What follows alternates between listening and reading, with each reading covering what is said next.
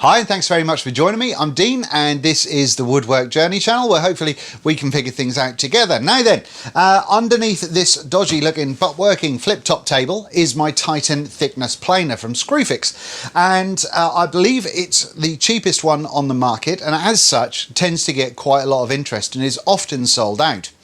Now, I've had mine for a little while. I'm on my second set of blades because I keep hitting nails because I'm an idiot. And one of the things that, regarding this thickness planer, it's cheap, and there are certain aspects of it that make it cheap. And so we're going to fix those in either just this video or a couple or 2 or 3 videos, depending on how long it turns out. But I'm not just going to be fixing the fence, although that will be something. I'm also going to be taking it apart and explaining why I'm doing it, and looking at what I can do to make this thickness planer a lot better. Now, hopefully I can do it. To be honest, as always, I've got no idea what I'm doing, so I may break the whole thing. But fingers crossed that doesn't happen, and we can get this all working. Right, let's get this out and we can start having a look at what we're dealing with.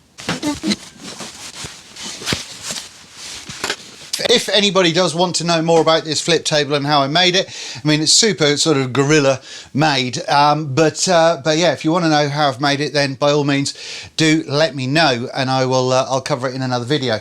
But it's the most effective way that I could find of storing this, because it doesn't get used a massive amount. So right, let me sort of take you through. It might be shaky cam, I don't know, we'll see if I can get a tripod in. And I'll take you through what I do and don't like about this machine. Okay, so when it comes to the 2 tables, you can put a straight edge on both, and they are both straight amongst themselves, so that's brilliant. However, when you put a larger, longer straight edge across the pair of them, you do see that there is quite the gap. It's not so much at this end, but it's a big old gap going on under there. And then it kind of calms down again over there. So, you know, that tells me that things are a little bit dipped in the middle, and they probably shouldn't be. So that's something that I will have a look at seeing if I can fix. Anybody that's had one of these will also know that this fence is quite frankly, is garbage. It's very, very difficult to get exactly 90 degrees to your table.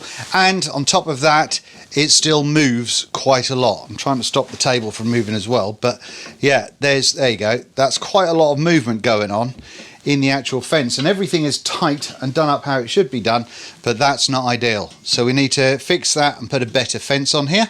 Now, this one is a little bit weird to me. This handle here, you should be able to undo that, and then that loosens up this lower portion here, so it makes it easier to unscrew and screw to be able to lower this or raise it, depending on how much you want to joint off your workpiece.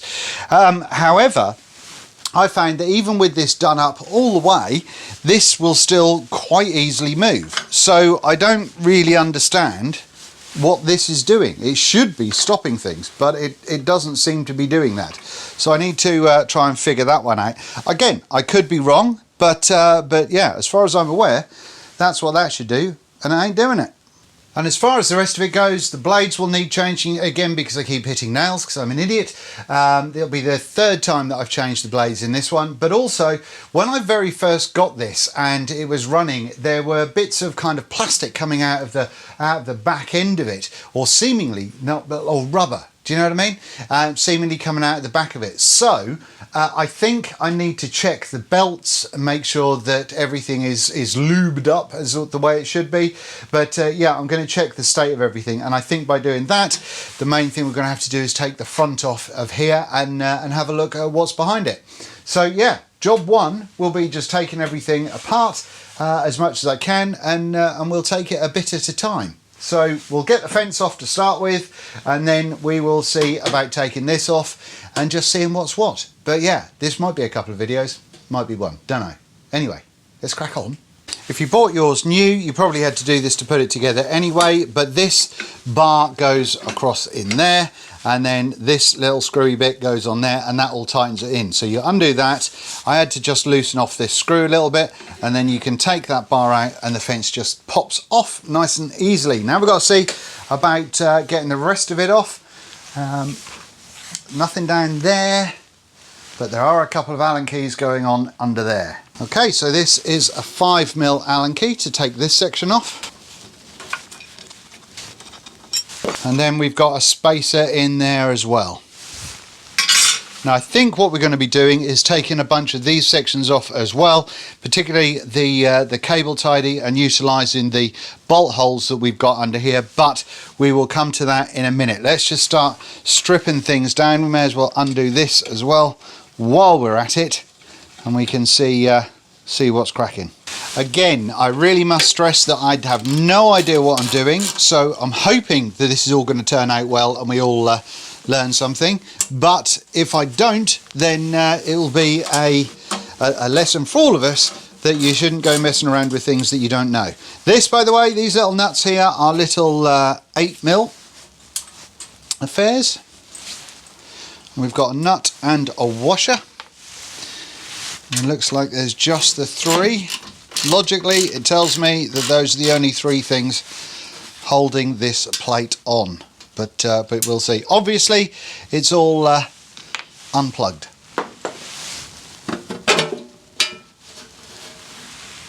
Whoa, look at that, look! And there is some nonsense going on in there, look. Look at the state of all of that. This definitely needs a clean up, and we can have a little play and figure out what's going on. By the way, this here, this is the safety switch. So you have to put the dust collector in, either underneath if you're using the jointer, or on top if you're using the thicknesser. And what that does, it actually presses down, or it presses up from here. Or when it's on the inside, it presses this up, but when it's on the other side, it presses it down, and that is your safety switch for the machine, to make sure that you don't get your fingies caught in there. But yeah, let's have a little tidy up and a little vacuum, shall we? Just as a little tip, I use one of these little cheap plug thingamajigs to turn off stuff that doesn't have an NVR switch, turn on and off. And today I just stuck a magnet on the back of it. That way I can stick it to things. That's not metal, but I can stick it to things, and I don't lose. I say that I'm going to lose it now, but I don't lose the thing. Anyway, carry on.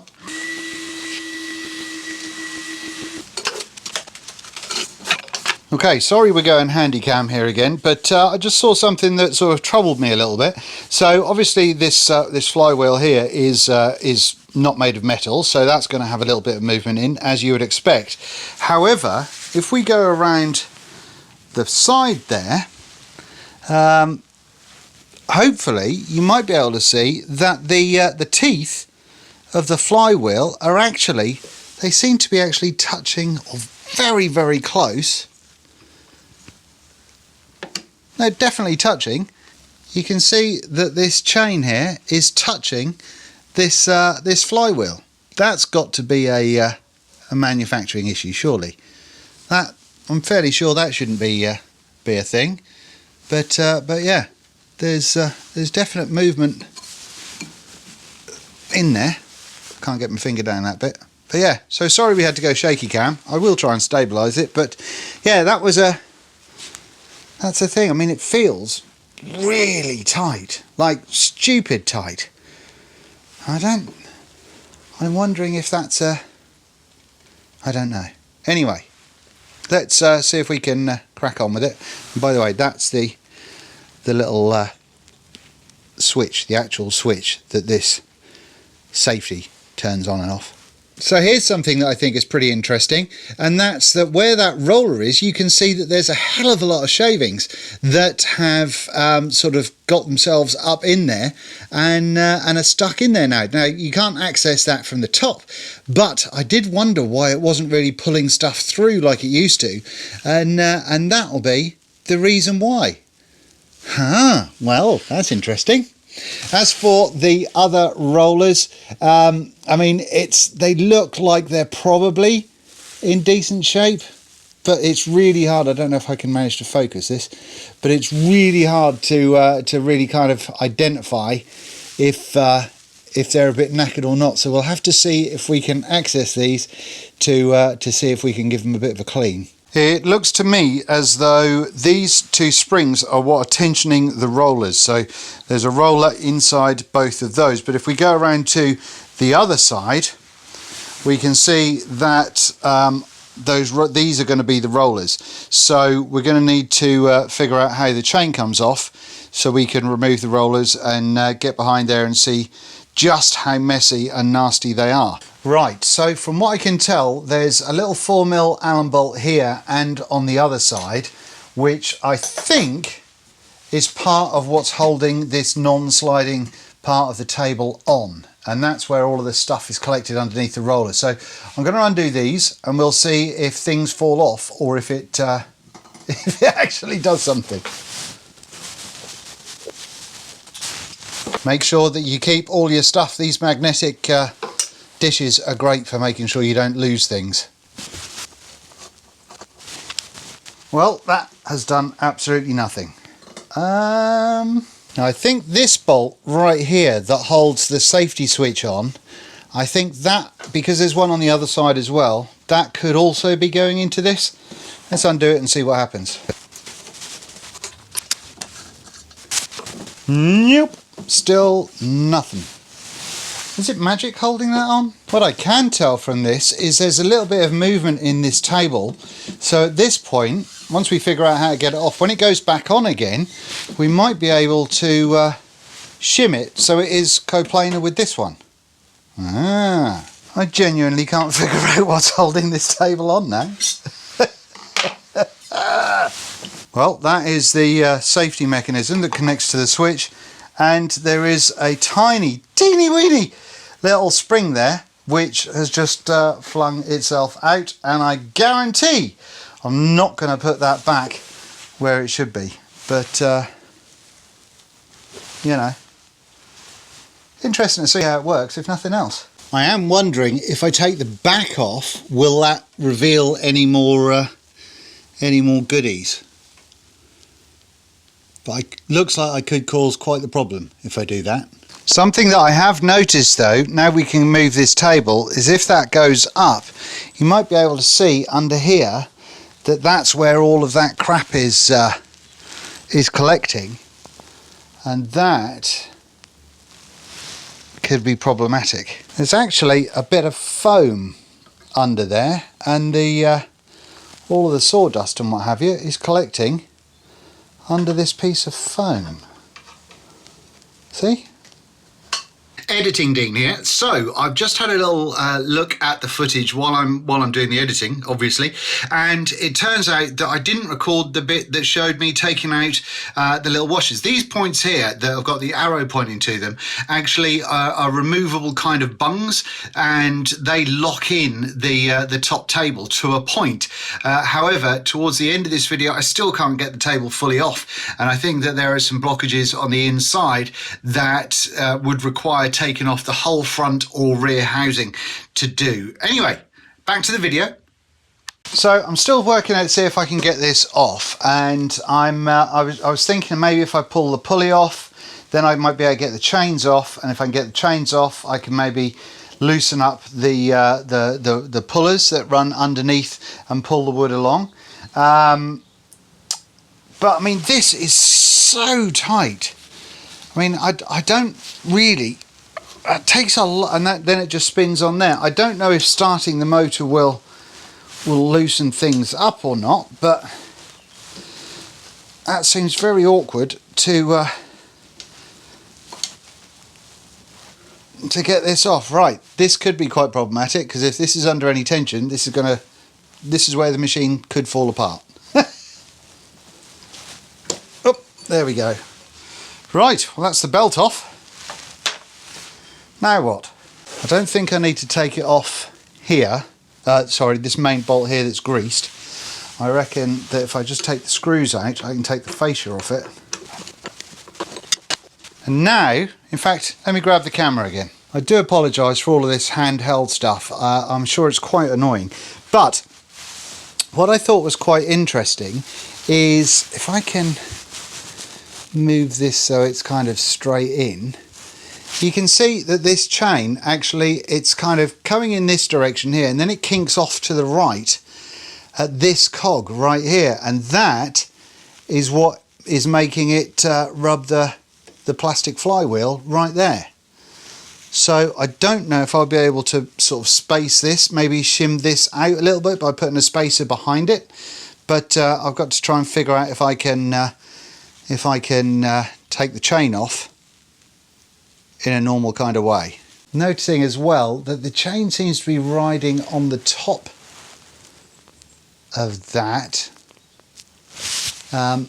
which is the flywheel, or I keep calling things flywheels. Yeah, it doesn't seem to be that much going on there, but I'm thinking that probably shouldn't be touching.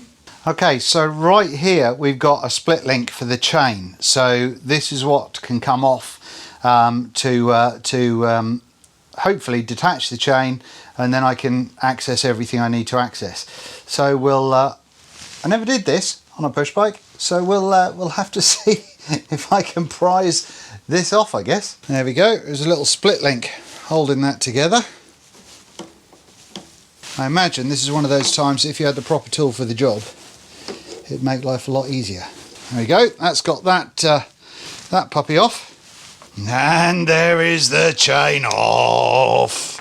Right, so I think these are what run the runners underneath, and they are. So that's that. There's not actually any movement front to back, so this is the one that seemed to push the chain off a little bit. So we'll have to see if that can be, as I said before, sort of just shimmed from the back end there. Yeah, there does look like there's a little bit of wear there, and there is a bit of wear on the top of this where I said the chain looked like it was rubbing as well. So we'll have to see if we can kind of organise that and figure out what's going on. What does that do?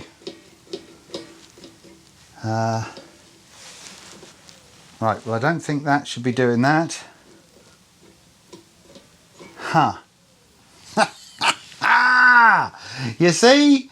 Not that you've got to do these things, not knowing what you're doing sometimes, and then just figure stuff out. I don't know what this does. I don't know what this does at all. But that, ladies and gentlemen, is where I'm going to finish it today, on a bit of a cliffhanger.